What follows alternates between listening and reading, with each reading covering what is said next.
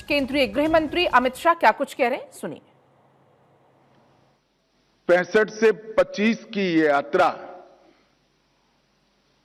BSF की ये यात्रा, इसको कोई बारीकी से देखेगा तो किस प्रकार से विकट से विकट परिस्थिति में से शुरू हुआ एक संगठन, अल्प संसाधनों के साथ शुरू हुआ एक संगठन,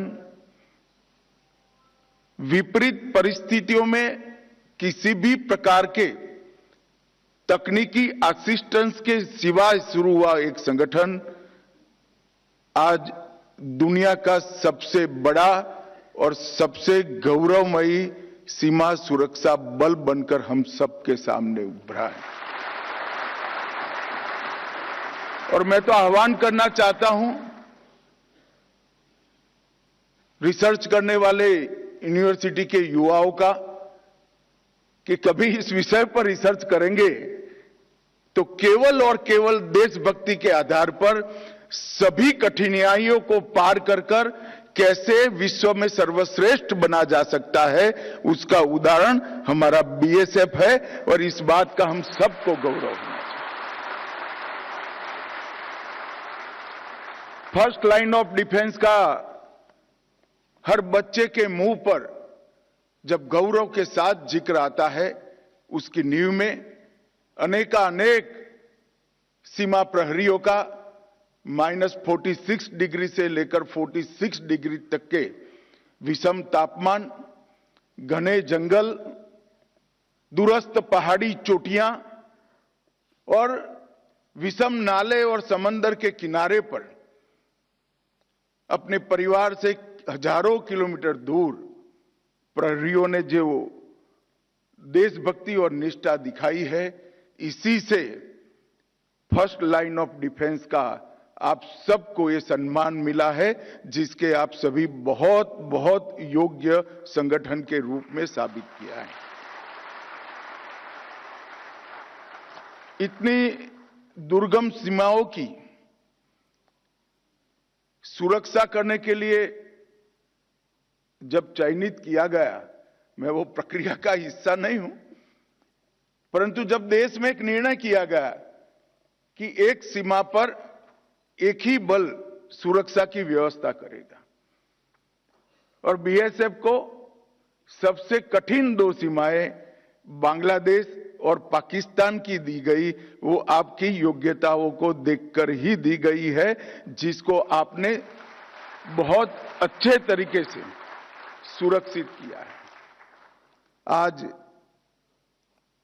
रुस्तम जी स्मृति व्याख्यान में मैं यहां पर आया हूं, तब मैं श्री के.एफ. रुस्तम जी के अमूल्य योगदान को भी जरूर याद करना चाहूंगा। और इस सीमा सुरक्षा बल ने अच्छा ही किया है कि इनकी स्मृति में हर साल अलंकरण समारोह और रुस्तम जी स्मृति व्याख्यान का आयोजन करते हैं। 65 की युद्ध के बाद जब गैप्स आइडेंटिफाई कर रहे थे, उस वक्त एक ऐसे बल की जरूरियात महसूस हुई जो शांति काल में भी 100% सीमा की सुरक्षा करता हो, और उसमें से बीएसएफ का विचार जन्मा, बीएसएफ का भी जन्म हुआ और श्रीमान रुस्तम जी पहले सीमा प्रहरी बनकर इसके स्थापक डायरेक्टर भी बने। मित्रों, ये यात्रा जितनी मुहिम है, जितनी कठिन है, उतनी ही रोमांचक वाली है। किसी भी बल के स्थापना के 6 साल में ही एक विकट युद्ध का सामना करना पड़े और सबसे कठिन बॉर्डर पर करना पड़े, ये शायद बीएसएफ के अलावे किसी के भाग्य में ऐसा मौका नहीं आया होगा। 65 की स्थापना के बाद 1971 के हम पर थोपे गए युद्ध में बीएसएफ के जवानों ने जो वीरता दिखाई, जो योगदान दिया, उसको ना भारत कभी भूल सकता है, ना कभी बांग्लादेश ने भूलना चाहिए।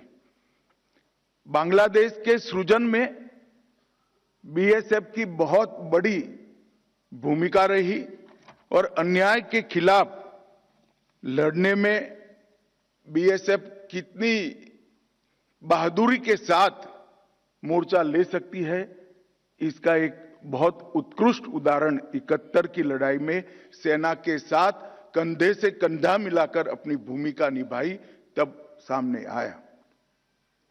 मित्रों, आज यहां पर सीमा प्रहरियों को अलंकृत भी किया गया, गैलेंट्री मेडल्स दिए गए, मेरिटोरियस मेडल भी दिए गए। ये जिन जवानों को मेडल मिले हैं वो प्रतीकात्मक है। उनकी ड्यूटी ऐसी जगह पे थी, उनका कालखंड ऐसा था जिसके कारण उन्होंने अपने दायित्व को अच्छे से निभाया, बहादुरी दिखाई और मेडल का अधिकार मिला। परंतु एक मानों में ये मेडल सभी सीमा प्रहरियों की बहादुरी, जज्बे और समर्पण को सम्मानित करने की एक प्रक्रिया है जो अंदर भी है, बॉर्डर पर भी है और आंतरिक सुरक्षा के लिए भी जूझ रहे हैं। शायद अब सब कुछ रुक जाएगा, मगर नहीं रुका। पुलवामा में हमला हुआ, सीआरपीएफ के जवानों को आतंकी हमले में उड़ा दिया गया। भारत की सेनाओं ने एयर स्ट्राइक कर इससे उरी से कठोर जवाब देने का प्रयास किया और फिर से एक बार हमने आतंकी अड्डों को उड़ाने का काम किया। और उसके बाद पहलगांव में इंतहा ही कर दी। निर्दोष यात्रिकों को धर्म पूछकर अपने परिवार के सामने, परिवार के महिला सदस्य और बच्चों के सामने चुन चुन कर निर्ममता पूर्वक मारने का पाप पाक प्रेरित आतंकवादियों ने किया।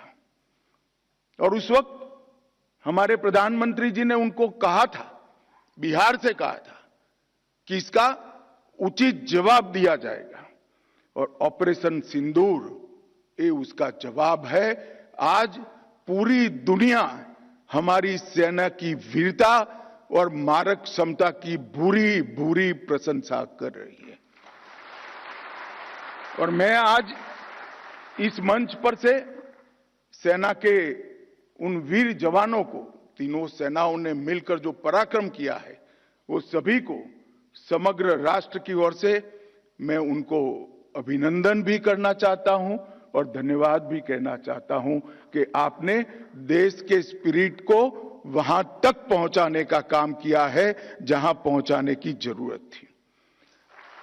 दुनिया भर में कई जगह पे आतंकी हमलों का जवाब दिया गया है, परंतु भारत ने जो जवाब दिया है वो एक प्रकार से अलग है। जब पहलगांव पर हमला हुआ उसके बाद हमने 8 तारीख को ऑपरेशन सिंदूर लॉन्च किया। कुछ ही मिनटों के ऑपरेशन में हमने 9 आतंकी अड्डों को समाप्त कर दिया, जिसमें से 2 उनके हेडक्वार्टर थे। मगर उसमें बारीकी से समझने की यह बात है कि ना हमने पाकिस्तान के सेना के इंस्टॉलेशन को कभी तबाह किया, ना कभी एयरबेस को तबाह किया। हमने सिर्फ और सिर्फ आतंकी अड्डों को ध्वस्त करने का काम किया जिन्होंने हमारी धरती पर गुनाह किया था। मैं फिर से एक बार कहना चाहूंगा, ना हमने सेना के हवा अड्डों को, स्थापनाओं को छुआ, ना उनके एयरबेस को छुआ। 8 तारीख को केवल और केवल पाकिस्तान में बसे जैसे मोहम्मद, हिजबुल मुजाहिदीन, लश्कर ए तैयबा और उनके हेडक्वार्टर, ट्रेनिंग कैंप और एक प्रकार से भारत में आतंकवादियों को घुसपैठ कराने के अड्डे को तबाह किया। हम मानते थे कि इतना इनफ है और हमने तो हमला आतंकवादियों पर किया था, मगर पाकिस्तान ने साबित कर दिया कि जो आतंकवाद यहां पर है वो पाक स्पॉन्सर है।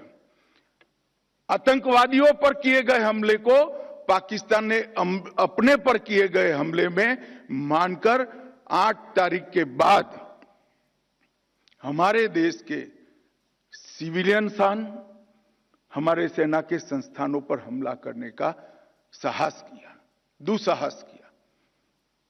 हमारी एयर डिफेंस सिस्टम बहुत अद्भुत थी, कुछ बिगाड़ नहीं पाए। और जब पाकिस्तान की सेना ने हमारे सिविलियन स्थानों और हमारे सेना के स्थानों पर हमला किया, इसका प्रयास किया, 9 तारीख को भारतीय सेना ने उनके एयरबेस पर हमला कर एक प्रखर और कठोर जवाब देकर उनकी मारक क्षमता, हमारी मारक क्षमता का परिचय कराया और उनकी एयर डिफेंस सिस्टम को भी खोखला साबित करने का काम किया। और यहां पर भी हमने कहीं पर भी पाकिस्तान के सिविलियन स्थानों पर हमला नहीं किया था। ऑपरेशन सिंदूर और उसके बाद की घटनाओं के कारण आज पाकिस्तान पूर्णतः एक्सपोज हो चुका है कि भारत में जो टेररिज्म है वो पाक स्पॉन्सर है। पाकिस्तान के द्वारा स्पॉन्सर टेररिज्म भारत के अंदर हो रहा है, क्योंकि जब पाकिस्तान के टेरर के अड्डों पर हमला किया, जवाब पाकिस्तान की सेना ने दिया। जो उनके आतंकवादी आका मारे गए, उनका जब नमाजे जनाजा जब हो रहा था, पूरी दुनिया ने देखा पाक सेना के आला अफसर इनके कॉफिन को कंधा भी दे रहे थे और वहां नमाज पढ़ने के लिए उपस्थित भी थे। एक प्रकार से अब तक पाकिस्तान जो डिनाई कर रहा था, वो आज दुनिया के सामने ऑपरेशन सिंदूर के बाद पूर्णतया एक्सपोज हो चुका है कि भारत में टेररिज्म पाक स्पॉन्सर टेररिज्म है। इसमें अब दुनिया में किसी को शंका नहीं रही है।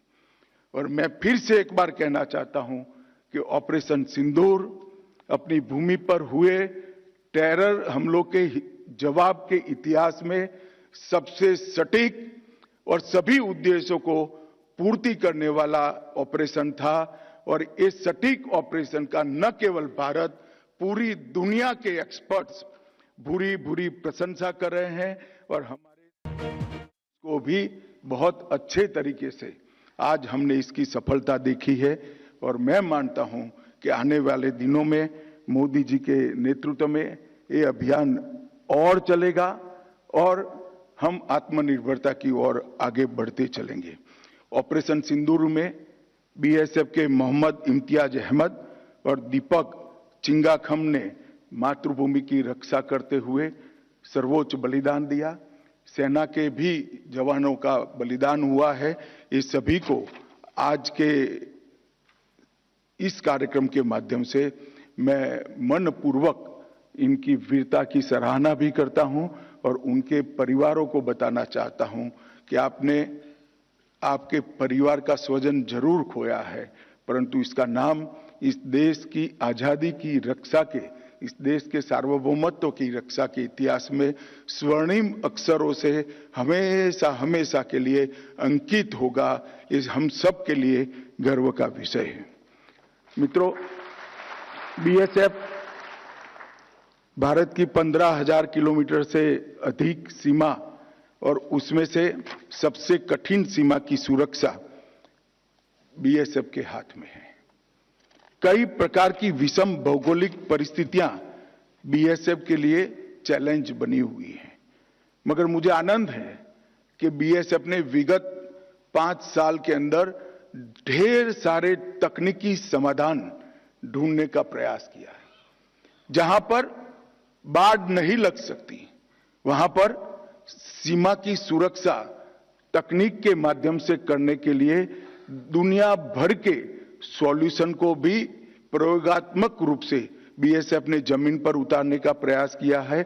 और बीएसएफ के जवानों ने भी इन हाउस कई सारे सॉल्यूशन निर्मित किए हैं। अभी 2 महीना पहले ही मैं और हमारे गृह सचिव जम्मू गए थे, ढेर सारे सॉल्यूशंस के एक्सपेरिमेंट को स्थान पर देखा है और अब आने वाले दिनों में गृह विभाग ये सारे सॉल्यूशन में से कुछ मॉडल तय कर उसको जमीन पर उतारने वाला है। मुझे पूरा भरोसा है कि जहां पर भौगोलिक विषमता हमारे आड़े बहुत बड़ी अड़चन बनी है, ऐसी सीमा की सुरक्षा के लिए भी बीएसएफ ने ढूंढे हुए तकनीकी समाधान आने वाले दिनों में देश को सुरक्षित करेंगे। और कुछ शब्दों में मैंने ये प्रक्रिया बताई, वो प्रक्रिया बहुत लंबी है, बहुत परिश्रम करने वाली है और सैकड़ों ट्रायल लेकर एरर को खत्म कर एक संपूर्ण प्रणाली बनाने की ये प्रक्रिया अपनाई है। मैं आज इसलिए कह रहा हूं कि देश के नागरिकों को भी मालूम पड़ना चाहिए कि जहां नाले बस रहे हैं, नाले बह रहे हैं, जहां पर घना जंगल है, पहाड़ों की चोटियां हैं, जहां पत्थर है, ऐसी जगह पे जहां बाढ़ नहीं लग सकती, इसकी सुरक्षा के लिए भी बीएसएफ के जवान कटिबद्ध है और सतत पुरुषार्थ कर इसके तकनीकी समाधान ढूंढे हैं। बीएसएफ ने 1 दिसंबर 1965 से लेकर आज तक जो बीएसएफ का विकास हुआ है, लगभग 2,75,000 की नफरी के साथ थल, जल और वायु तीनों प्रकार के सुरक्षा के दस्ते बनाकर बीएसएफ आज दुनिया के सभी सीमा सुरक्षा बलों में सर्वोच्च स्थान पर खड़ा है। इसमें किसी को कोई शंका नहीं है। बीएसएफ आज अपनी भूमिका बहुत अच्छे तरह से निभा रही है और देश ने भी बीएसएफ के जवानों को हमेशा उनके पराक्रम को, उनके बलिदान को नवाजने में कोई कमी नहीं छोड़ी। 1 पद्म विभूषण, 2 पद्म विभूषण भूषण, 7 पद्मश्री, 1 महावीर चक्र, 6 कीर्ति चक्र, 13 वीर चक्र, 13 शौर्य चक्र, 56 सेना मेडल और 1246 वीरता के लिए पुलिस पदक बीएसएफ के जवानों को मिले हैं। वही बताता है कि एक बल इतने सारे पदक पर जब अधिकार करता है और सभी प्रकार के पदक पर अधिकार करता है तो उनकी निष्ठा कितनी अद्भुत होगी। बीएसएफ ने लगभग 1,10,000 किलोग्राम ड्रग को भी ये 5 साल में पकड़कर नारकोटिक्स के खिलाफ की लड़ाई को भी मजबूत किया है और एक प्रकार से नक्सली अभियान में भी 78 से ज्यादा नक्सलियों को ये 5 साल में खत्म कर बीएसएफ ने बहुत बड़े नक्सल विरोधी अभियानों को भी अंजाम दिया है। काउंटर ड्रोन के लिए भी बीएसएफ ने कई सारी तकनीक, जो छोटे ड्रोन हैं जो स्मगलिंग के काम करते हैं, उनको रोकने के लिए, उनको गिराने के लिए, उनको जैम करने के लिए कई सारी तकनीक भी उन्होंने बनाई है। और आने वाले दिनों में जो कुछ भी जरूरियातें होगी बीएसएफ के माध्यम से सीमा की सुरक्षा करने के लिए, इसके लिए हमारा गृह मंत्रालय कटिबद्ध है। मित्रों, आज दिन है हमारे बीएसएफ के जवानों की वीरता को पुरस्कृत करने का, हमारे बीएसएफ के बलिदानी जवानों को श्रद्धांजलि देने का और उनके साथ मजबूती के साथ खड़ा रहने का। मैं सभी सीमा प्रहरियों को ये कहना चाहता हूं, नरेंद्र मोदी सरकार, गृह मंत्रालय और पूरा देश आपकी वीरता के साथ आपके पीछे चट्टान की तरह खड़ा है, आपका भरोसा भी करता है और आपका सम्मान भी करता है। और जब जब सीमा से कोई भी चीज के समाचार आते हैं और जब मुझे मालूम पड़ता है कि मेरा सीमा प्रहरी वहां उपलब्ध है, मौजूद है, तब मैं आराम से चैन की नींद सोने में कोई कसर नहीं छोड़ता, क्योंकि मुझे मालूम है सीमा प्रहरी है तो कुछ नहीं होने वाला है। नुकसान होगा तो सामने वालों का ही होगा, हमारे देश का नहीं होगा। फिर से एक बार 1965 से लेकर 2025 तक की ये पूरी बीएसएफ की यात्रा को मैं मनपूर्वक सैल्यूट करता हूं और आने वाले दिनों में भी देश अपेक्षा करता है कि इससे भी उत्कृष्ट बहादुरी और बलिदान की भावना के साथ बीएसएफ देश की सीमाओं की सुरक्षा करेगा। और मुझे विश्वास है देश के विश्वास के प्रति आप निश्चित खड़े होंगे। रुस्तम जी साहब को फिर से एक बार मनपूर्वक याद कर मेरी वाणी को विराम देता हूं। नमस्कार।